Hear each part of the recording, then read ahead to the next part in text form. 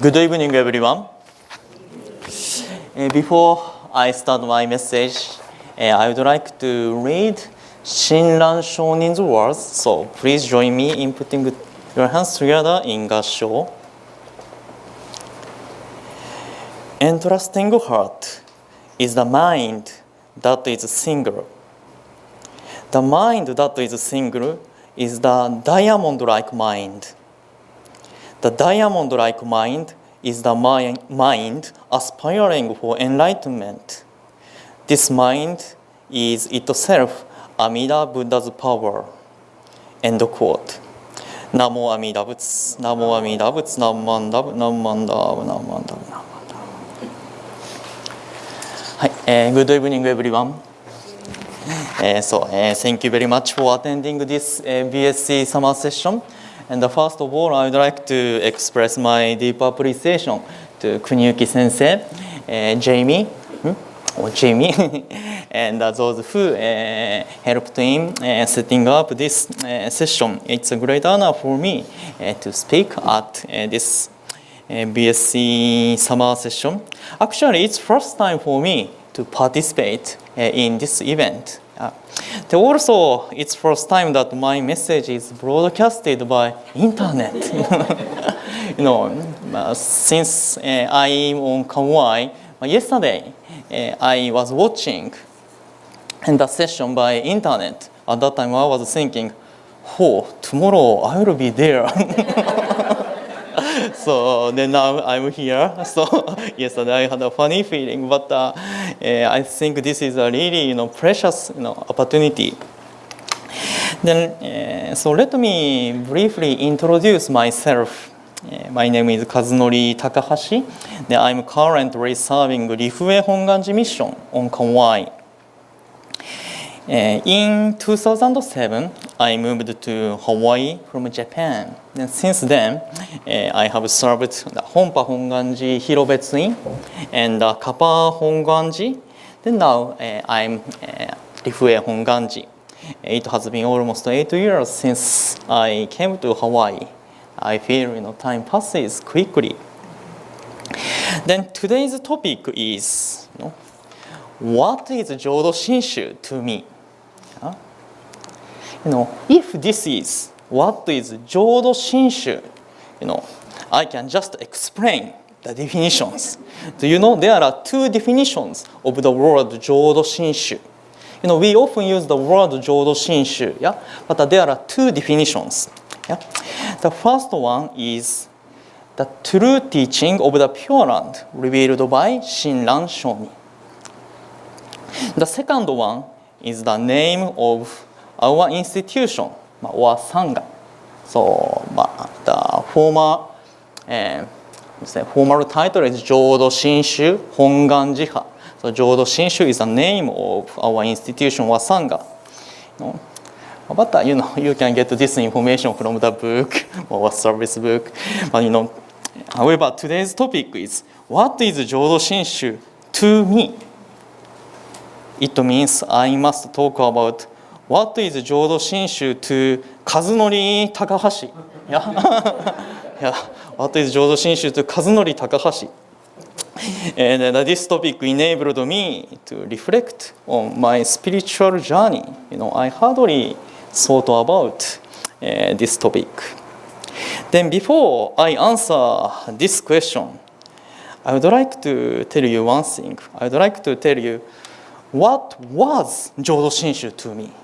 Okay? What was Jodo Shinshu to me? Jodo Shinshu to Kazunori Takahashi was a rock. Rock. It doesn't mean rock and roll. The big stone. Big stone. It was a rock. I'm sure it's difficult to understand the meaning of my answer. It's kind of a Zen conversation, Zen Buddhism conversation. Jodo Shinshu to me was a rock. Then I'd like to talk about why Jodo Shinshu to me was a rock. Rock. Let me talk about my background a little bit more. You can find my biography in the program booklet.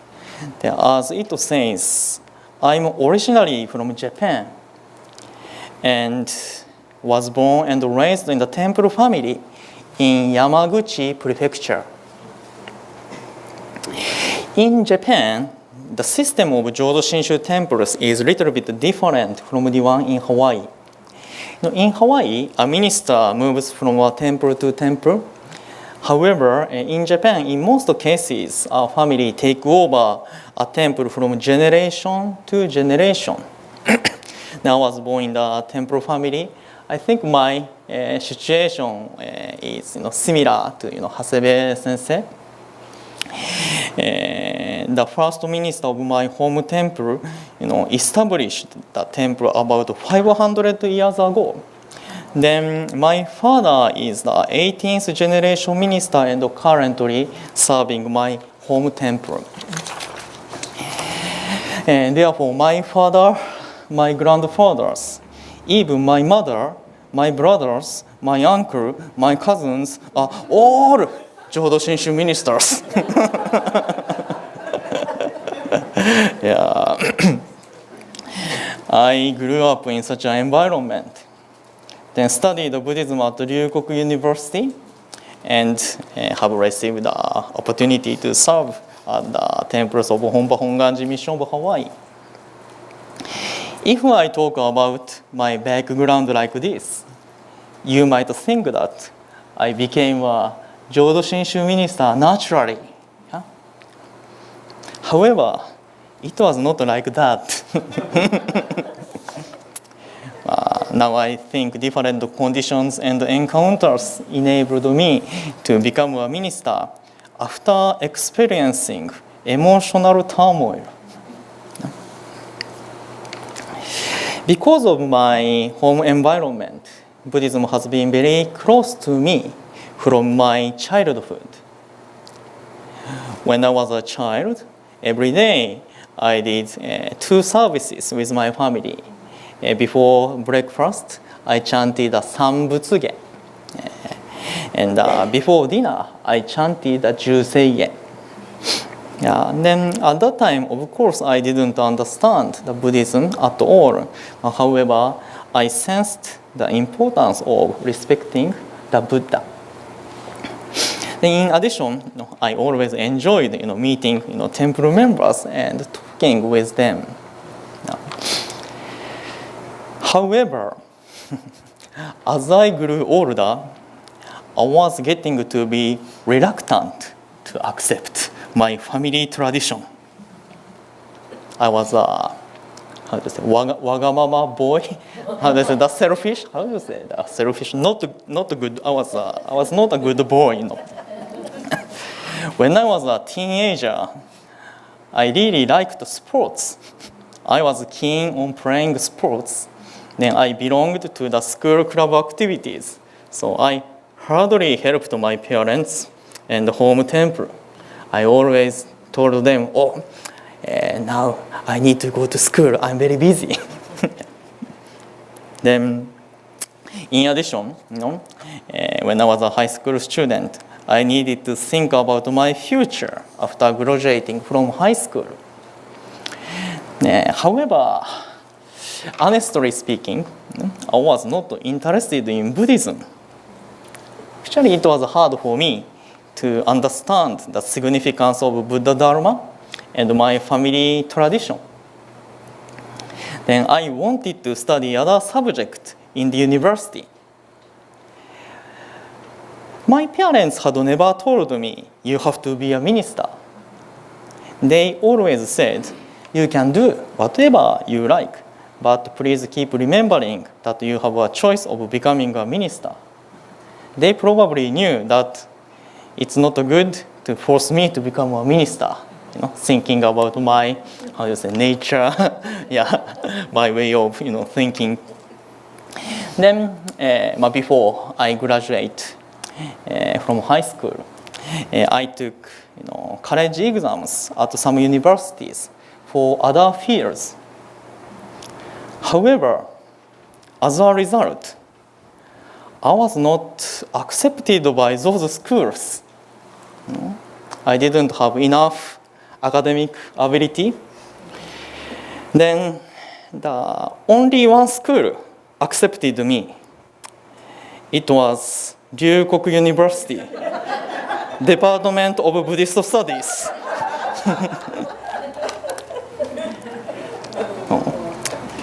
I took the exam in case I fail at my first choice. Then actually, I'm ashamed to disclose my experience, but today I wanted to, decided to share this. Actually, I suffered disappointment. However, I didn't have any other choice, so I reluctantly entered the Ryukoku University. Then after I entered the university, at first, I tried to change my mind and attended classes. However, it was still hard for me to accept my circumstance and to become interested in Buddhism. I still wanted to study other subjects. I moved from Yamaguchi to Kyoto. I moved from the countryside to the big city. So I tried to enjoy my life in Kyoto. However, I couldn't find the meaning of my university life.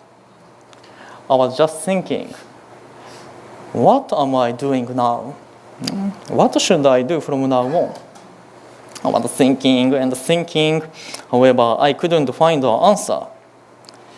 Then, about 3 months after I entered the university, I stopped attending the school.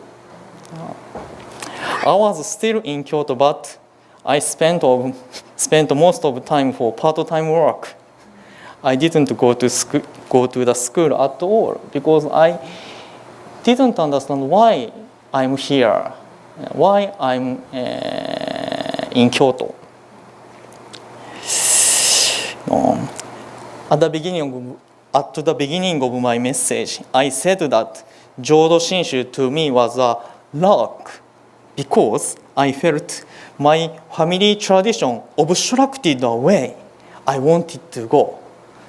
The rock was in front of me. Actually, I should have appreciated my parents.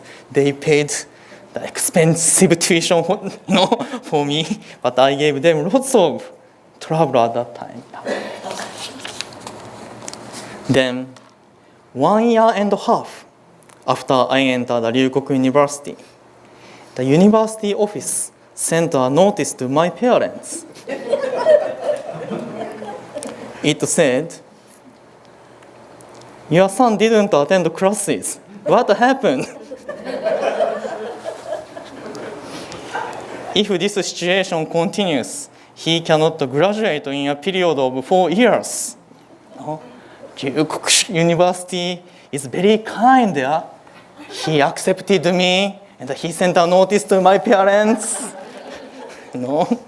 They sent the caution to my parents. Then my parents called me.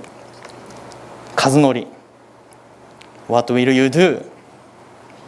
I know you are not interested in Buddhism, but it's not good for you if you quit the university or stay there for more than 4 years. You can do what you like after you graduate, so you have to graduate first." At that time, I didn't have any idea of what to do and was not courageous to quit the university. So I decided to restart attending classes. At that time, 1 year and a half had already passed since I entered the university. Then after that, I restarted attending classes. Then, contrary to my expectation, I happened to attend a very interesting class at the Ryukoku University. The subject name was Basic Seminar in Buddhism. However, in that class, the teacher didn't lecture on Buddhism. when he talked, he didn't use the Buddhist terminology. Instead, he led the students to choose some topic relating everyday lives and to discuss it. It was very interesting because I had never attended such a class, in the first 3 months of my university life. Then one day, the students, including me, discussed a topic. Why is a human life precious and important? Why is a human life precious and important? Sorry, let me drink a water. So, if you are asked this question, how do you answer? Why is human life precious and important?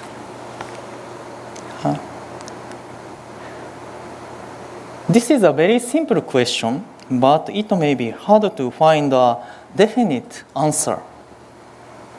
In the discussion, the students exchanged opinions. For example, they said, life is very important because we only live once. Another student said, if my family or friends die, I feel sad. We receive this precious life from parents. So the students exchanged the ideas.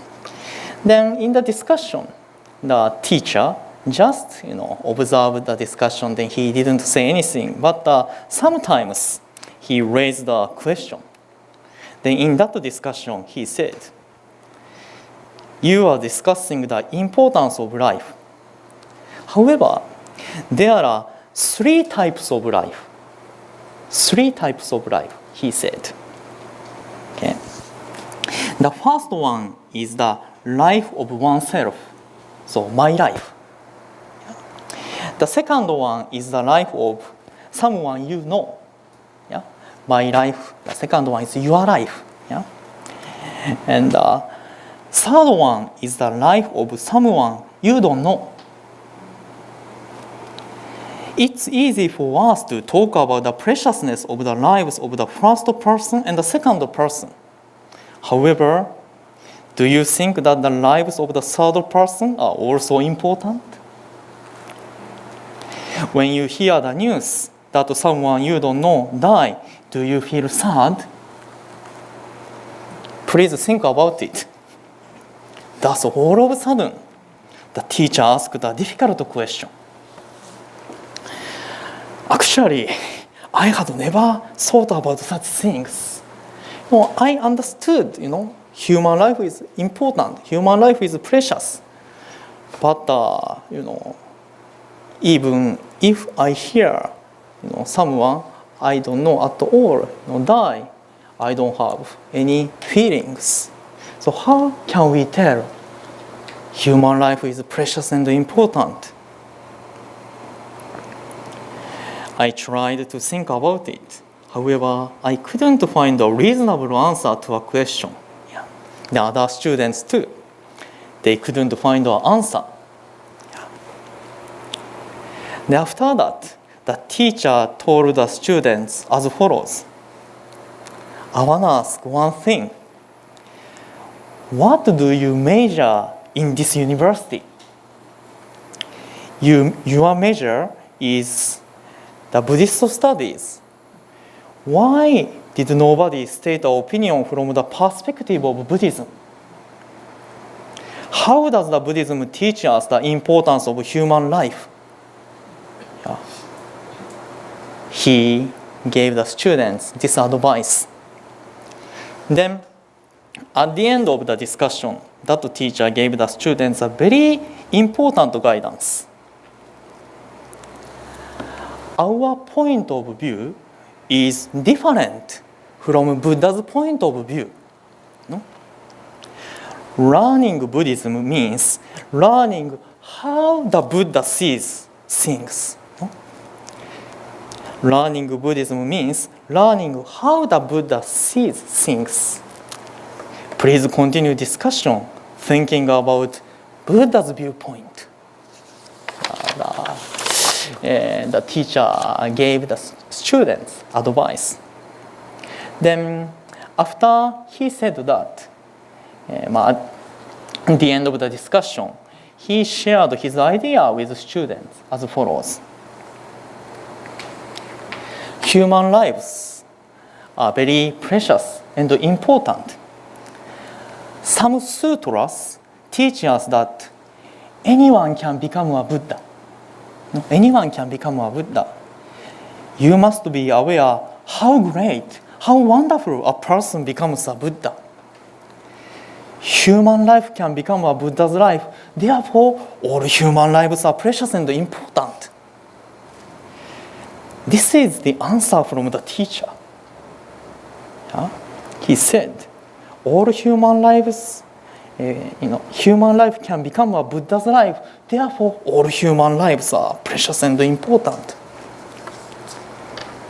I never expected that kind of answer. Then I was profoundly impressed by his guidance and became interested in Buddhism for the first time. Because I was thinking and thinking why human life is precious and important, but I couldn't find the answer. But he said, our life becomes the Buddha's life. That's why human lives are important. In the class, I learned that Buddha's point of view is different from our point of view. Now, let me illustrate this. Okay. So now we are living in this world, a human world. Yeah? Okay. Then in Buddhism, this world is considered as the world of illusion. Okay? The world of illusion. This world is not pure land. Yeah? This world is considered as the world of illusion. Okay.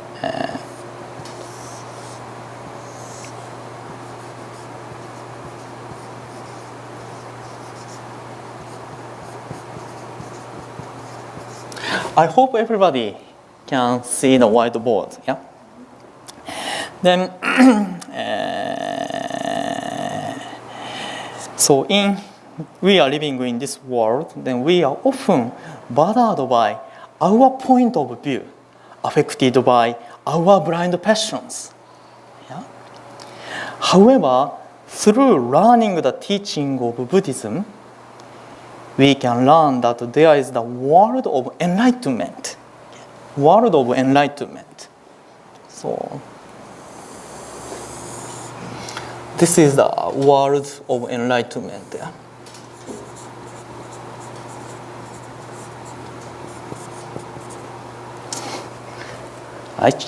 I should have tried to write, nicely.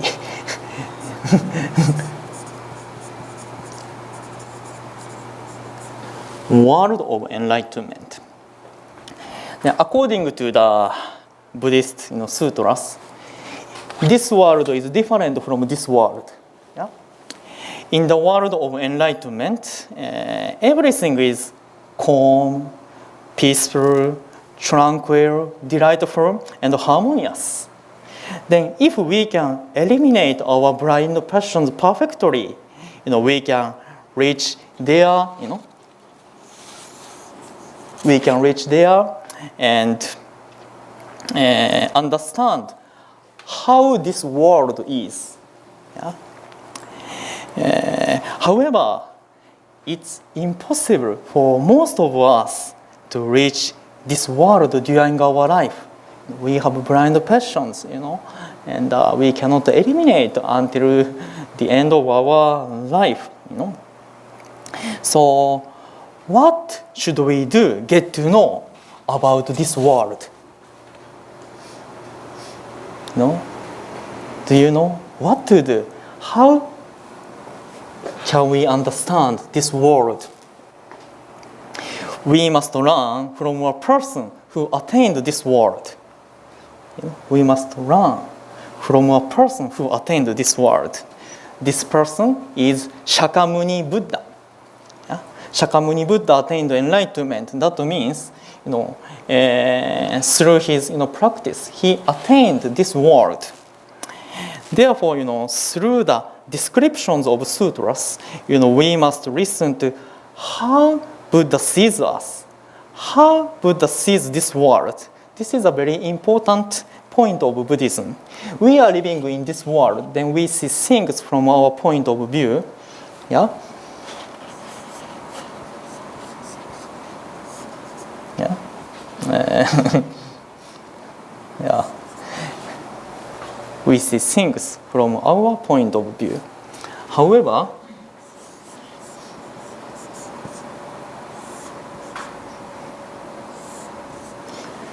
this point of view is different from our viewpoint. This is a Buddha's viewpoint, and this is our viewpoint. Okay, so then this guidance made me become interested in Buddhism because I wanted to solve my personal problem. Yeah, I wanted to solve my personal problem, and I wanted to find out what to do from then on. Then I learned Buddha's viewpoint is different from our viewpoint, so I wanted to know how Buddha sees my situation. Yeah, how Buddha sees my situation. Yeah, but in order to know about that, I need to study yeah, what sutra says. Yeah. Then thanks to the guidance from the teacher, I came to understand what the Buddhism is. Then after that, I finally started to positively study the teaching of Buddhism. Then I decided to become a Jodo Shinshu minister. Yeah. Then after I graduate, fortunately I could graduate from university in the period of 4 years. Then after that, since I was so interested in the teaching of Buddhism, I entered the graduate school of Ryukok University. My family, my friends were really surprised. Huh? Graduate school? Why did I remember you didn't like Buddhism. Why you entered a graduate school? But I was really interested in Buddhism. Then I started studying Buddhism even in English. Then because of that, after I graduated from Ryukok University, I had a chance to come to Hawaii. At that time too, some of my friends said to me, "Why does Honganji send you to Hawaii?" Yeah, you didn't like the teaching of Buddhism. Yeah, but after this class, my mind was totally changed. Then while I was looking back on my spiritual journey, some Jodo Shinshu teachings came up to my mind. Human mind is always changing according to the situation. If we always have favorable things, our mind would be peaceful. However, we sometimes encounter some unacceptable events. Yeah? We sometimes encounter some events we cannot accept. We may have a hard time to overcome the situation.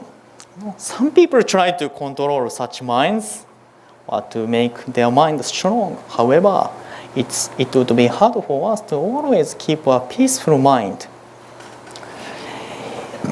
In Jodoshin Buddhism, we learn about Amida Buddha. Amida Buddha. No? I sometimes hear that it's hard to understand who Amida Buddha is, where the Pure Land is. Yeah? Although, we always learn. It's really difficult to understand because we try to understand from this point of view. Yeah? Shakyamuni Buddha talked about Amida Buddha Pure Land from this point of view. Yeah? So even if, we try to grasp the concept within our common sense, it's impossible to understand it. So, please remember this illustration. So to understand Amida Buddha, Pure Land, it's very important for us to put aside our point of view and to listen to the Buddha's viewpoint or the contents of sutras. We cannot see Amida Buddha, we cannot get to know, Pure Land within our common sense. But the Shakyamuni Buddha teaches us, the sutra teaches us, Amida Buddha is here. There is a very peaceful place, called the Pure Land. If we try to, understand this, we cannot understand. We must put aside this. Then we must listen to this one. Yeah. Then according to the sutras or Buddha's guidance, Amida Buddha promised to save all people because we encounter different hardships in our life. Amida Buddha has been watching over us since even before we became aware of his existence. Yeah. Amida Buddha is always calling us. I know you have worries. I know you have sufferings. I will never abandon you. I will save you without fail. Please entrust your heart to my working, saying Namo Amida Butsu. Thus, Amida Buddha always keeps calling us. In addition, Amida Buddha wishes us to realize that we are always shining, illuminated by the Amida Buddha's light. Can you see other people shining? Yeah. Can you see yourself shining? We cannot see, but from this point of view, we are shining. Our lives are shining. Then Amida Buddha's heart is often called a diamond-like mind. Diamond is the hardest natural material in the world. In addition, it shines brilliantly. So this analogy teaches us that our entrusting heart to Amida Buddha will be our firm strength of our life. So then at the beginning of my message, I quoted Shinran Shonin's words. So I will read it again. Entrusting heart is the mind that is single. The mind that is single is the diamond-like mind. The diamond-like mind is the mind aspiring for enlightenment. This mind is itself Amida Buddha's power. End quote. Today's topic is, what is Jodo Shinshu to me? I have been talking about my spiritual journey and how I enjoy listening to the teaching of Jodo Shinshu. Before I encountered the Jodo Shinshu teaching, I worried about my life. I worried about my future. From my point of view. However, fortunately, I learned the new point of view. Okay. According to the teaching of Jodo Shinshu, if we entrust our heart to Amida Buddha, in other words, if we become aware that our lives are supported by the wisdom and compassion of immeasurable existence, we would be able to think that everything in our lives, such as nice things, happy things, even sad things and difficult things, all are, precious events under Amida Buddha's compassion. After we become aware of Amida Buddha's working, we would live our daily lives with full of appreciation. Before I encountered the Jodo Shinshu teaching, I worried about the future. I was thinking what to do, what to happen. However, from this point of view, Amida Buddha embraces us with great wisdom and compassion. I said, Jodo Shinshu to me was a luck.